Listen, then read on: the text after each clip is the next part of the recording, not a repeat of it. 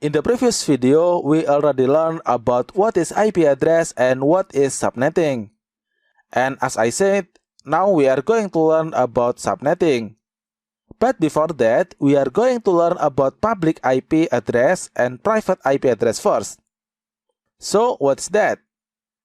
Public IP address is the IP address that used in the internet. For example, is the IP address of Google, Facebook, YouTube, Twitter, and others. All of that is using public IP. Let's say here we have internet. And here we have some server.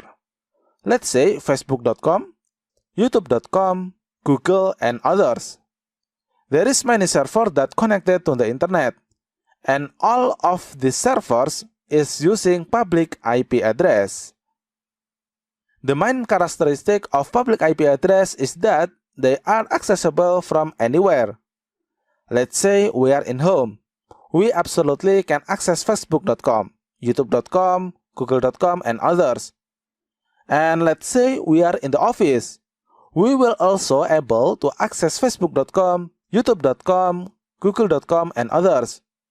And let's say again we are in the vacation to another city or another country. We will still able to access all of that servers. Why? Because all of that servers is using public IP address. So remember that public IP address is the IP address that used in internet. The main characteristic of public IP address is that they are accessible from anywhere. Next, about private IP address. If public IP address is IP that used in the internet, then private IP address is IP that used in the local network. Let's say in the office we have 6 computers. Absolutely, each of these computers will have an IP address. We have IP for computer 1, computer 2, computer 3, computer 4, computer 5, and also we have IP for computer 6. And then all of these computers will be connected to a switch. From the switch will be connected to a router.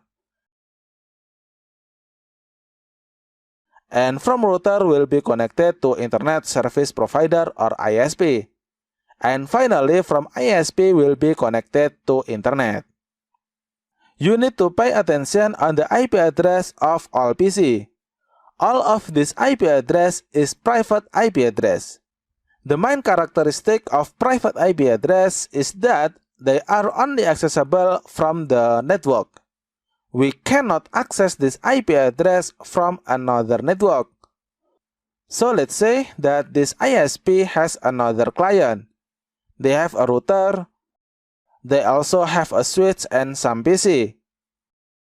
Well, all of this computer will not be able to communicate with our computers. Why? Because our computer is using private IP address, and remember that private IP address only accessible from the network itself. We cannot access private IP address from another network. Okay, so now we understand that public IP address is used in the internet and accessible from anywhere, while private IP address is used in the local network and only accessible from the network itself. And something that you need to know is that if you build a computer network, make sure that we use private IP address, where private IP address range is already defined. Here is the range of private IP address. First, we have 10.0.0.0 until 10.255.255.255. This is the first range for private IP address. Let's say we have an address 10.1.1.1. This is private IP. Why? Because this IP is included in this range. Another example, let's say we have 10.100.10.1. This is also private IP address. But if we have an IP address 11.10.10.10, this is not private IP address. Why? Because this IP is not included in this range. if the IP is not private IP address, so that IP is public IP address. Okay, the second range is 172.16.0.0 until 172.31.255.255. Let's say we have IP 172.16.10.10. This is private IP address. Why? Because this IP is included in the second range. Another example, let's say we have IP 172.17.100.200. This is also included in this range. So this is also private IP address. But if we have IP 172.35.1.10, this is not private IP address, because this IP is not included in the first range or second range. So this is public IP address. And finally, the last range for IP private is 192.168.0.0 until 192.168.255.255. For example, we have IP 192.168.100.20. This is private IP address. Why? Because this IP is included in the third range. Another example, let's say we have IP 192.10.10.10. This is not private IP address.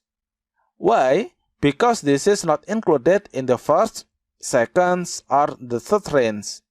So this is public IP address. Okay, so remember that we have three ranges for private IP address.